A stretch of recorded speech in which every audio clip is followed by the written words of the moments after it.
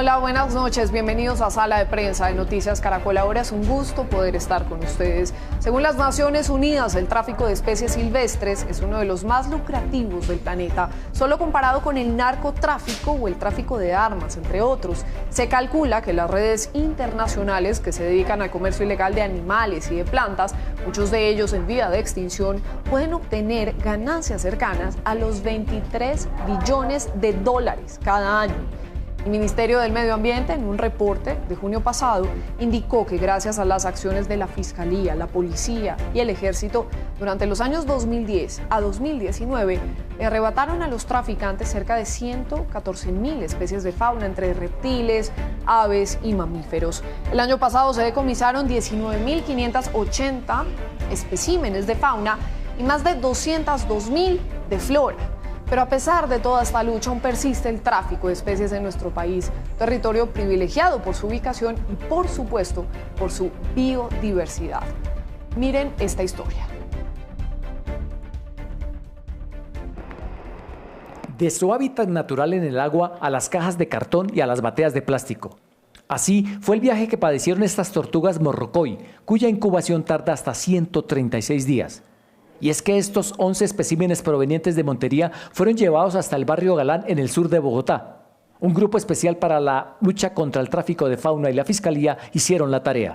Por estos hechos, la Dirección Seccional de Bogotá, con el apoyo del Grupo Especial para la Lucha contra el Maltrato Animal, le imputaron el delito de tráfico de fauna agravado por tratarse de especies especialmente protegidas y por el uso de herramientas tecnológicas. Hoy las tortugas están libres y, según la Fiscalía, la persona que intentó traficarlas fue llevada ante un juez de garantías.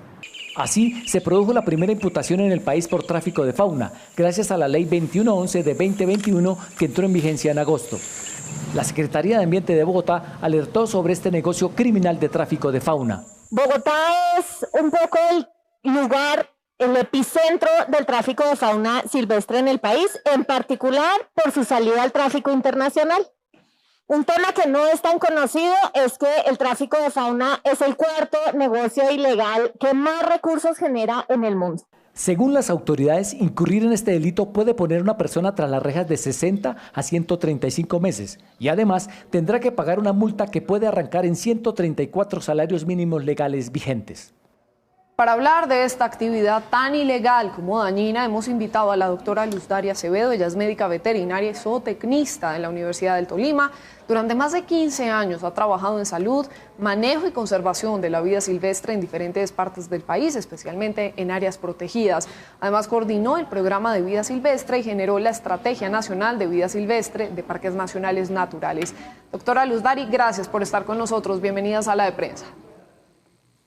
Muchas gracias por la invitación. Buenas noches.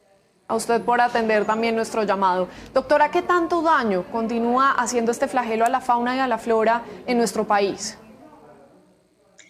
Pues hay diferentes tipos de daño desde diferentes puntos de vista que uno podría observar. Por ejemplo, cuando tú sacas una especie, todas las especies tienen una función en el ecosistema. Y cuando uno extrae un espécimen, pero esta es una función, una actividad repetida, estamos afectando a la especie, que puede llevarla a tal punto de que se extinga en ese lugar o incluso en toda su distribución. Cuando uno pierde o se pierde una especie en un ecosistema, estamos perdiendo la labor y la función, los aportes que ella desarrolla en ese hábitat y en ese ecosistema. Y nosotros como seres humanos recibimos muchos beneficios de esos ecosistemas y de la naturaleza. Entonces, cuando empezamos a afectar una especie, empieza a haber un desbalance y ese desbalance nos va a afectar tarde o temprano a nosotros mismos. Claro, es un equilibrio que comienza a romperse. Si falta uno, ese equilibrio no puede continuar su camino. ¿Esta depredación, doctora Luzdaria, ha aumentado o se ha logrado disminuir de alguna forma? Digamos, ¿cuál es esa radiografía que hace usted de este problema? Pues yo creo que la información que se tiene y se registra no es la mejor información. No tenemos tanto registro de la información tan juicioso como quisiéramos para poder tener una comparación entre los años. Pero yo diría que se mantienen unos grupos que son los más afectados, debido también a que nosotros culturalmente creemos que extraer la fauna es algo normal, ¿sí? Estamos acostumbrados a ver de pronto que las personas tengan loros en su casa o un miquito en la casa, entonces como que nos hemos acostumbrado a que hace parte de la vida y resulta que no nos hemos dado cuenta que este tipo de actividades pueden afectarnos, pueden afectar las especies. Incluso hay unos riesgos adicionales que suceden también cuando las tenemos cerca, como por ejemplo los temas de salud, que nos pueden transmitir a nosotros enfermedades, porque hay algunas enfermedades que entre ellos y nosotros, que son las enfermedades zoonóticas, compartimos. Sin duda, ¿como cuáles, doctora? Porque ese punto también me llama mucho la atención. Violar también esos territorios, esos espacios que están diseñados para estos animales y llevarlos a una jaula, llevarlos a una finca, incluso llevarlos a las áreas urbanas, a las casas. ¿Cuáles son ese tipo de enfermedades que se pueden transmitir, por ejemplo? Por ejemplo, hay enfermedades que nosotros podemos compartir con otros animales. Por ejemplo, los más cercanos a nosotros son los mamíferos y, por ejemplo, los primates. Entre primates nosotros podemos transmitirnos parásitos, podemos transmitirnos enfermedades como aquellas que que nos pueden dar a nosotros como hepatitis, o que nos pueden dar, por ejemplo, como nos pueden transmitir a nosotros los otros mamíferos como la rabia, ¿sí?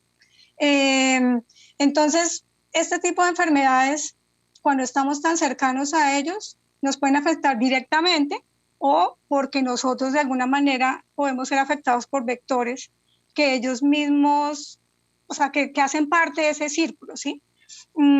Cuando los animales están lejos de su hábitat, estamos también al sacarlos a ellos, estamos sacando ese reservorio que son ellos para ciertas enfermedades. Entonces, podemos ver las más comunes, pero también muchas de ellas que son transmitidas por vectores. Y, por ejemplo, las más conocidas son la malaria, las que tenemos aquí cerca. Grave, y sobre todo esta también es otra de las razones para no seguir fomentando este tráfico ilegal de fauna silvestre. Ahora, doctora Luz Dari, ¿cuáles son las especies de mamíferos con las que más se trafica en nuestro país? Bueno, es un grupo muy amplio. Tenemos los grupos de mamíferos que han sido más traficados históricamente, son los primates. Sin embargo, depende del propósito con el que estos son comercializados. Por ejemplo, tenemos dos especies endémicas del país, o sea, estas que solamente están en Colombia, que son muy utilizadas como mascotas y que, por ejemplo, en los 70 también fueron utilizadas para modelos médicos, para poder hacer medicina, y fueron extraídos por mucho tiempo del país. Y estos son el Sagginus leucopus y el Sagginus oedipus. El Sagginus leucopus es una especie que está en el Magdalena Medio, es un primate muy pequeño, está en una distribución muy restringida, y este primate, pues al ser solamente estar acá, realmente tiene muy pocos individuos y es una especie que está en peligro de extinción. Hace muy poco fue pasado a un estado vulnerable de extinción debido a que se han hecho más estudios y conocemos muchas más posibilidades de poder trabajar para su conservación. Pero, por ejemplo, con Sagginus oedipus, que es el titica blanco que está en la zona del Caribe, realmente es muy poco el hábitat que le queda, y debido a toda esa extracción que ha habido por muchos años, creo que podría ser el primate más amenazado que tenemos en el país, uno de los más amenazados, y con el hábitat, como la distribución de hábitat más restringido. Es cruel, es muy cruel esto que nos cuenta. ¿Y de reptiles, doctora? De reptiles, pues el grupo más afectado de lo que hemos visto en nuestros estudios son las tortugas de agua dulce. Entre esas tortugas de agua dulce, pues, por ejemplo, podría decir que en los últimos 3 años los eventos más fuertes han sido con Chelus fimbriata y con Chelus orinocensis, que son las tortugas mata-mata, de las cuales ustedes han podido conocer noticias recientes de incautaciones que han habido de más de 1.000 individuos, 1.400, cada vez es mayor. La última fue casi de 2.000 individuos aquí en Bogotá, en el aeropuerto, gracias al trabajo que han hecho también las autoridades ambientales y por ejemplo, las incautaciones que se han hecho en la zona de Leticia, porque es como una de las rutas que ha tenido de movimiento esta especie. que está, por ejemplo, la mayoría de los individuos que pueden estar saliendo de nuestros llanos orientales hacia Bogotá, siguiendo la ruta hacia Leticia. Y esta especie, aunque no está incluida en categoría de amenaza o dentro de las que están permitidas por el convenio CITES, es una especie que si sigue habiendo ese tipo de extracción, va a estar muy amenazada en los próximos años. Entonces son grupos que han sido afectados por tenencia, es uno de los propósitos con los que se comercializa, pero también aquellas especies que tenemos nosotros para consumo. Tenemos muchas zonas del país donde estamos acostumbrados a consumir la fauna y pues de pronto cuando esa extracción no es tan regulada, cuando es mayor a la capacidad que tiene la especie de recuperarse, empezamos a afectarla y pues tarde o temprano vamos a terminar perdiendo esa especie. Sí, qué lástima. Y a propósito, pues muy importante lo que veíamos hace un momento también en este informe sobre esta captura que se produce en Bogotá, en el que se venían traficando con unas tortugas morrocoy de Montería hacia la ciudad de Bogotá y se captura un hombre que va a poder pagar entre 60 y 135 meses de cárcel. ¿Cómo ve usted, por ejemplo, este tipo de penas, doctora Luz Dari? ¿Qué tan conveniente es que esto también se castigue? Pues a mí me parece importante que se reconozca que hay un delito y que se trabaje en poder, primero pues es importante denunciar cuando vemos este tipo de actividades ilícitas, porque es necesario que la ciudadanía no siga participando de esa actividad comercial que es ilegal. Por un lado eso porque nos va a afectar tarde o temprano a nosotros, a nuestras especies y a los recursos que también de los cuales nosotros beneficiamos. Y por otro lado creo que hace falta que nosotros trabajemos y veamos un poco más allá en el territorio cómo están estos recursos antes de usarlos. Creo que es importante que cuando un recurso se está usando con un propósito que es para el bienestar de la comunidad y es regulado y trabajando con la comunidad, puede ser también beneficioso. Pero cuando estamos afectando la especie, cuando el beneficio económico puede ser solo para una persona y esa persona puede estar afectando toda una comunidad cuando el recurso se pierde en esa zona donde vive esa comunidad, creo que necesitamos trabajar un poquito más en unir esfuerzos para que este tipo de actividades sean conocidas como de tipo ilegal y que además de eso podamos trabajar en fortalecer el conocimiento de la importancia que tienen estos recursos, nuestras especies, para que antes de extraerlas veamos que esto tiene una afectación y un impacto.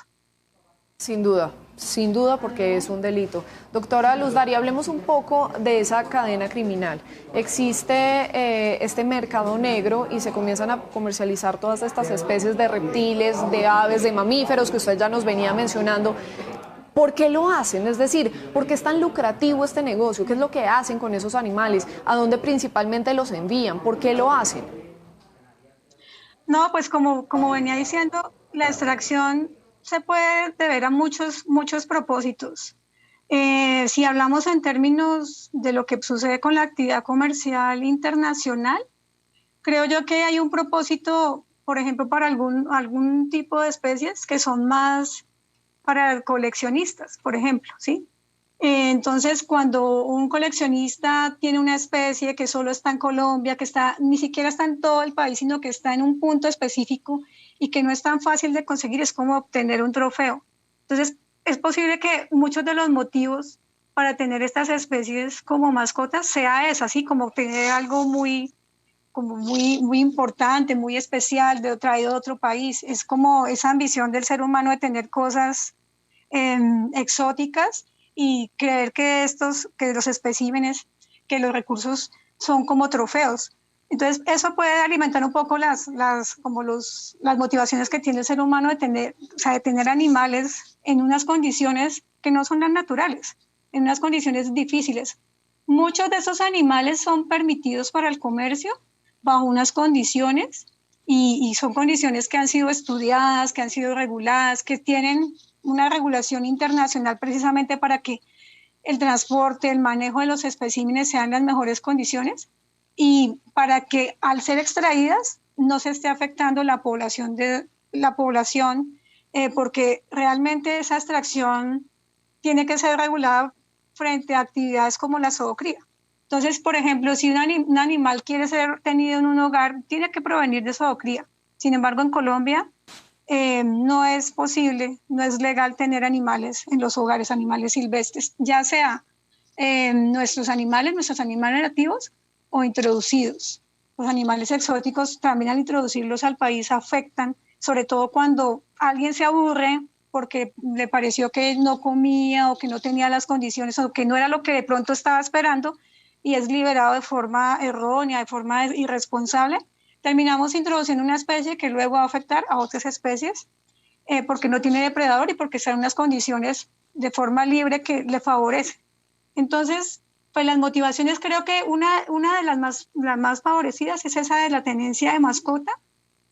Hay otras, por ejemplo, que son los subproductos, como por ejemplo las pieles, también han sido, ustedes conocen y han visto que por mucho tiempo todos los felinos han sido afectados porque las pieles en los 70s, 80s eran exportadas también porque era parte de los coleccionistas tener este tipo de pieles en sus casas o parte de la cacería, de los trofeos de cacería furtiva. Hay otros propósitos que tienen que ver con el consumo. Por ejemplo, nosotros tenemos en la región, sobre todo en la Amazonía, muchas especies que pueden tener unos sabores distintos, unos sabores muy especiales, que por ejemplo en los países asiáticos son muy, muy especiales, muy apetecidos. Y este comercio es alimentado, o sea, el comercio de nuestra región alimenta ese apetito de otros sabores y de sabores exóticos en continentes como el asiático. Entonces, hay diferentes propósitos. También puede haber un propósito, por ejemplo, farmacológico, cuando sabemos que hay, no estoy hablando, por ejemplo, ahorita de animales, sino de especies de la flora que también son comercializadas con propósitos comerciales de forma ilegal. Y, por ejemplo, tenemos una medicina, un extracto que es muy importante para curar una enfermedad y que pues, mientras no se estudie, se saca de forma ilegal y luego, oh sorpresa, es favorecido, es patentado en otro país donde fue estudiado. Entonces, es necesaria la regulación para poder de pronto empezar a reducir y a denunciar este tipo de actividades cuando sacamos los recursos naturales sin ninguna regulación y sin ningún propósito y que este esté afectando de forma impactante a la especie en su hábitat. Sin duda. ¿En qué zonas, doctora, del país se está concentrando el tráfico ilegal de fauna y flora? ¿Y cuáles son los países, digamos, a donde se están enviando en su mayoría todos estos animales? Nosotros no conocemos muy bien las rutas, o sea, como país no tenemos tan claras todas las rutas del comercio ilegal, porque eso es algo que todavía tenemos que seguir estudiando y entendiendo. Pero, por ejemplo, a nivel del país, creo yo que nuestro país pues es el segundo más diverso del mundo, pero sí, porque pues el primero es Brasil, pero nosotros tenemos en términos de kilómetros cuadrados mucha diversidad, muchas especies que solo están acá, que son diferentes, que tienen los colores más exóticos o que tienen el sabor más especial. Entonces, en todo el país encontramos que puede haber la actividad comercial ilegal. Sin embargo, claro, hay unas zonas que tienen más movimiento, como donde tenemos el transporte terrestre, es más fácil mover. Yo creo que los especímenes son más fáciles de mover de forma terrestre que por la vía aérea porque hay más controles en los aeropuertos. Entonces, yo no podría decirte que es una zona o la otra, pero sí tenemos muchas especies que son muy especiales porque son endémicas en nuestra Amazonía y, por ejemplo, en el Pacífico. Pero si nos vamos al Caribe, en el Caribe tenemos muchas especies también que son comercializadas de forma ilegal, incluso hacia el interior del país, y que aquí en el interior del país estamos siendo uno de los mayores compradores. Yo creo que las cifras que muestra todos los días la Secretaría Distrital de Medio Ambiente son alarmantes porque aquí llega mucho comercio de todo el país.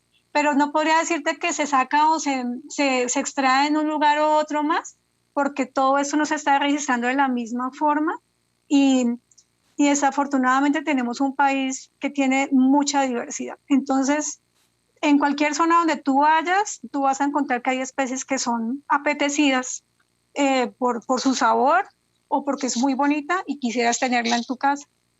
Sí, sin duda, y eso también es preocupante, esto que nos está contando doctora Luz Dari, porque no conocer tampoco muy bien cómo son todas estas dinámicas, precisamente por la diversidad de los territorios, pues también hace que sea un poco hasta más fácil para todos estos traficantes. Y tiene ejemplos de pronto del valor que llegan a pagar en el mercado clandestino por determinadas especies, porque sin duda es un negocio muy lucrativo.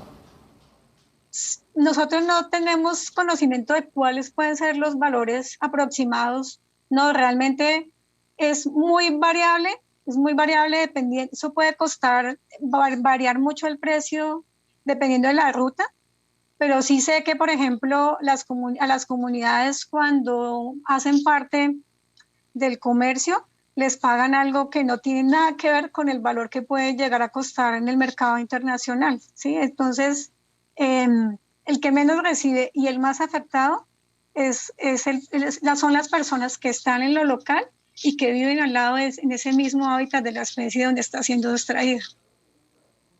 Claro, ¿qué hay del tráfico ilegal de flora? Digamos, ¿cuáles son las especies más buscadas?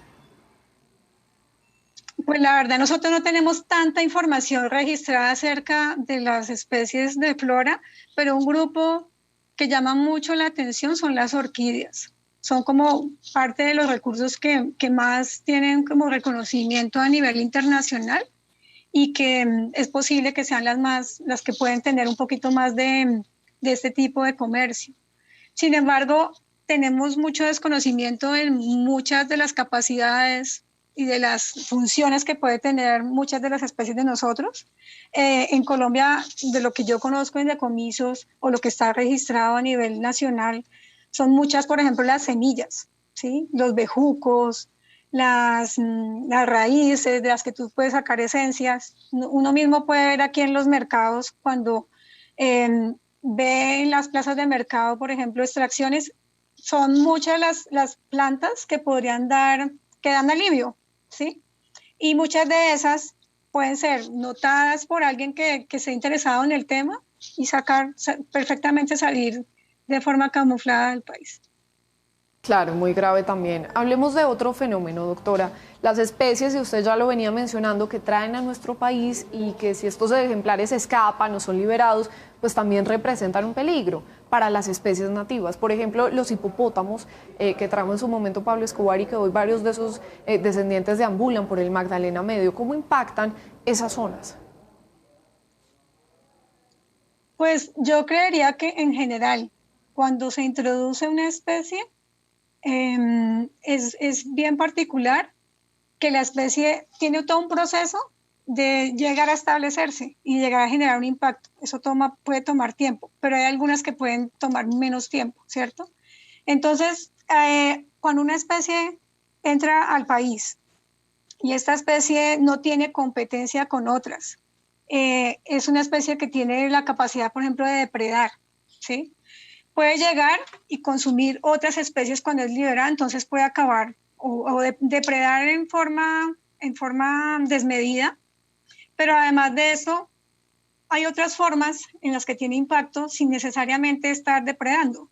Por ejemplo, cuando uno introduce un mamífero, un ave, un reptil, una serpiente, en un sitio donde no es su lugar, su hábitat natural, no solamente estás introduciendo al espécimen, sino toda la carga parasitaria y todas las enfermedades o todos los agentes infecciosos que él carga. Entonces, pueda que si tú metes en un sitio un mamífero, un primate, ¿sí? Que se te escapó, este tiene una cantidad de agentes infecciosos que no son los mismos que tienen nuestros primates. Y cuando estos están en contacto, entonces pueden afectar toda una población, incluso acabar. Un agente infeccioso puede generar lo mismo que nos generó a nosotros la pandemia, que empieza a afectar. ¿Por qué? Porque nosotros no tenemos un sistema inmune preparado para un agente infeccioso extraño. Entonces, cuando introducimos, el impacto no solamente, de hecho, las especies introducidas que pueden llegar a ser invasoras, que eso, como les decía, ahora es un proceso, pues es la segunda causa de pérdida de biodiversidad a nivel mundial. Y esta pérdida pues, puede acabar con un ecosistema, con una especie o con varias especies al mismo tiempo y además de esto, de dejar agentes infecciosos nuevos para los cuales las especies que resistan tendrán que adaptarse. Entonces, es una afectación fuerte. Nosotros no lo vemos en el corto plazo porque pues, es un individuo, pero cuando es uno o varios, cuando es más de un individuo y tenemos una población establecida, puede acabar. Y, por ejemplo, nosotros tenemos aquí, nomás al lado de Bogotá, el ejemplo del retamo espinoso, ¿sí? Que fue introducido y que ya después nos dimos cuenta que es una especie que ha cogido tanta ventaja que ya el panorama de lo que eran los cerros hace mucho tiempo ahora es otro. Es el panorama de retamo en muchas zonas, no solamente aquí en los cerros, sino en la sabana de Bogotá, cambiando lo que era el hábitat natural anterior a cuando llegó la especie. Es muy difícil de controlar este tipo de especies porque no estamos preparados, porque no sabemos, no es lo mismo la especie en su hábitat natural, donde se conoce quiénes son los depredadores, donde se conoce cuál es la dieta, qué las afecta, a cuando llega a un sitio donde como no conoce y se adapta, se naturaliza y luego ya se establece y se llega a reproducir y volver una población, empezamos a ver un comportamiento súper atípico.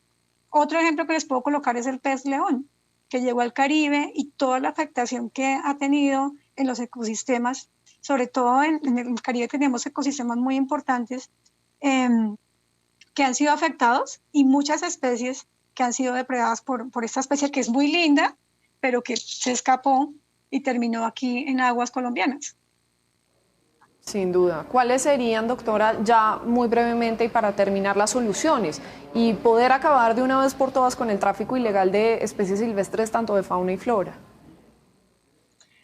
Yo creo que lo primero que uno debería pensar al frente de este tema es entender que esto es un problema que nos afecta a todos. Cuando a uno no le afecta personalmente algo o cuando no te afecta el bolsillo, cuando no te afecta tan directamente, uno como que siempre se hace el indiferente. Pero en general la pérdida de biodiversidad siempre va a ser un problema que nos afecta a todos porque todos dependemos de la biodiversidad en recursos tangibles como el agua, como el aire limpio, ¿sí? O como el suelo que produce lo que nosotros consumimos. Entonces, la afectación es para todos. En la medida que nosotros entendemos que la pérdida de una especie implica un desequilibrio, un desbalance y que eso va a afectar un recurso que yo utilizo, seguramente empiezo a entender que no puedo aceptar ni primero yo ser parte de ese delito o por otro lado no denunciarlo.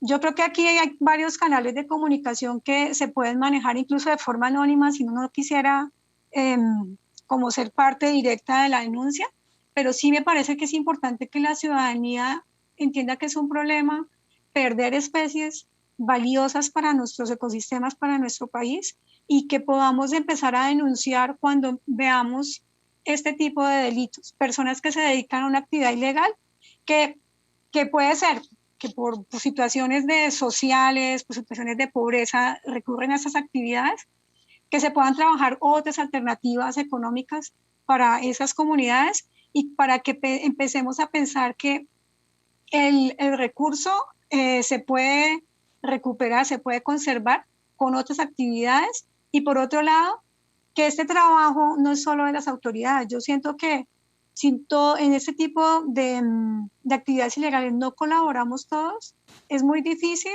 porque la actividad ilegal es mayor a la capacidad que tenemos nosotros de poder regularla, de poder estar vigilándola.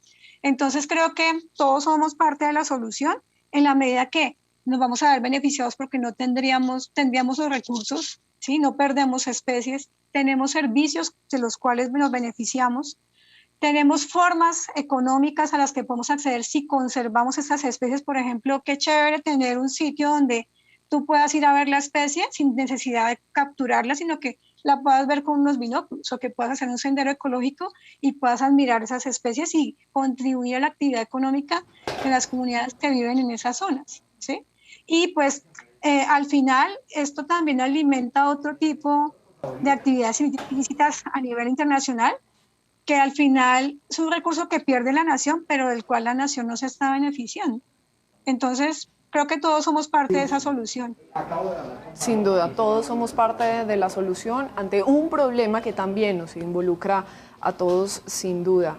Y si existe, y esto también me parece importante, doctora Luz-Dari, que lo digamos y que hagamos énfasis en eso, si existe un mercado ilegal, si existe esto que se conoce como mercado negro, si existe todo este tráfico, es porque finalmente también existen unos compradores. Hay que fomentar incluso en nuestras familias, en cada una de las personas que conocemos, en los más niños, que no es viable tener este tipo de animales de fauna silvestre cerca a nosotros, en las fincas, en las casas y demás. Es la doctora Luz-Dari Acevedo, médica veterinaria y zootecnista de la Universidad del Tolima, hablando un poco sobre esta problemática tan impresionante para nuestra biodiversidad. Muchas gracias, doctora, muy amable. Gracias a ustedes por la invitación. Muy bien, así terminamos. Hasta aquí Sala de Prensa de Noticias Caracol Ahora. Los vamos a dejar con el segmento económico Signo Pesos. Buenas noches y hasta la próxima.